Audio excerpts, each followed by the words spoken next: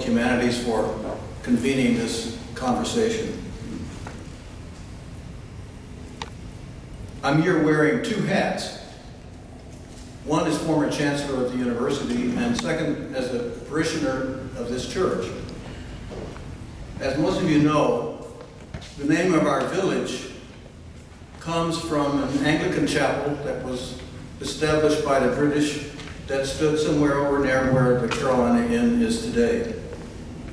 If you walked to this new structure past the old chapel, you would have seen the date 1843, which is the year it was constructed. Very possibly by slaves. For certainly it has a balcony in it where the slaves sat.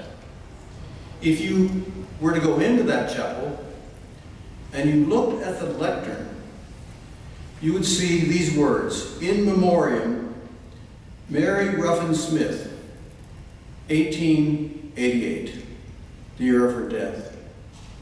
Mary Ruffin Smith owned slaves. And her slaves sat in that balcony, and as they became converted to Christianity, they were baptized in the chapel. Fast forward to the 1970s, when Polly Murray, the first African-American female priest in the Episcopal Church, she was ordained in 1977. And she celebrated her first Eucharist at the invitation of this church in that chapel where her grandmother was baptized as a slave. That is our history.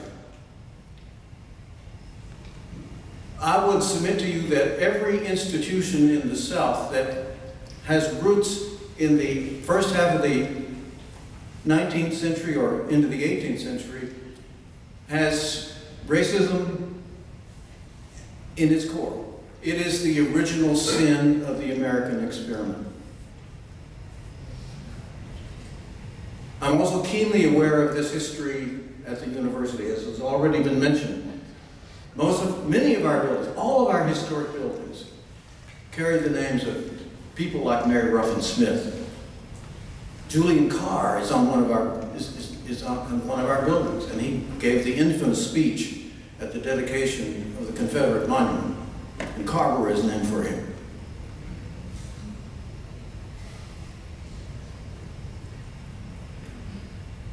How do we deal with this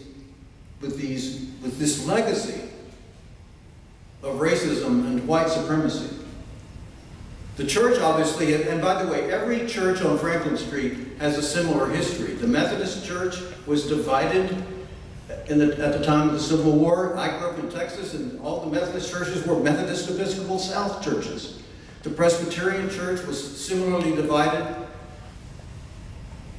by the Civil War. And the church has been able to move on. By the way, Polly Murray is a fascinating character because she applied for admission to the UNC Law School and was denied admission on the basis of her race. She appealed to President Roosevelt as well as to the Chancellor of the university in a very public way. She then applied to the Harvard Law School, and she was denied admission on the basis of her gender. Polly Murray embodies, in many ways, all of the divisions of our time, because she was, because of those two issues, but she was also homosexual, and she was probably transsexual. So she has sexual identity and sexual orientation, as well as race and gender embodied in her. She was active in the, she was a lawyer. She was active in the civil rights movement. She co-authored a case with Ruth Bader Ginsburg on gender equality. She was a fighter. And I'm proud of this parish for for closing the loop by inviting her back in a way, I think that's the way this parish has undone its history, recognized it, but moved on and celebrating it. And I think that is now the challenge for the university. Every Sunday, we Episcopalians get on our knees and confess our sins. And I will confess to you that one of my failings as chancellor was not removing that monument when I had a chance to do it. I didn't do it. Early in my time, a group of African American students came to my office, I think it was in my first year, and they said, "Chancellor, could we give you a tour of the campus?" And I said, "Surely." And they took me around to the various buildings that have names on them, and we wound up at Silence Camp. Now, the politics of that and the ethos of the early, this was in the year 2000 or 2001. This is when my chancellorship started in 2000. And the demands and the requests were different in that day than they are today. Because at the end of the tour, I said to this group of students, "What are you asking me to do?" And they said, "Chancellor, we just want you to tell the truth about the history of this place." And so I said, our motto is Lux Libertas, light and liberty. We're dedicated to truth. We can do that. We will do that. And I instructed the people who write our materials that we give to people, to tourists and to parents of students and to prospective students, to tell the whole truth about the history of the university.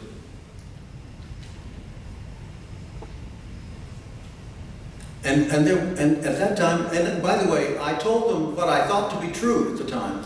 And it is true to a certain extent. I said, bear in mind, this monument was put here in good faith by the university, and also the Daughters of the Confederacy, to honor the service of the Carolina students who fought to protect their homes out of a sense of duty. I didn't know the full history at that time. That it was also, that all of these monuments sprung up across the South as a part of the white supremacy movement that started in the 1890s and culminated in the teens, in 1913, when this monument was built on this campus. And I since learned that history. And now we have this great dilemma of how to move forward. But I think this is exactly the right conversation to have. I will have more to say in the context of the discussion, but I will end by just saying that I gave a private cheer when our students had the courage to do what I didn't have the courage to do.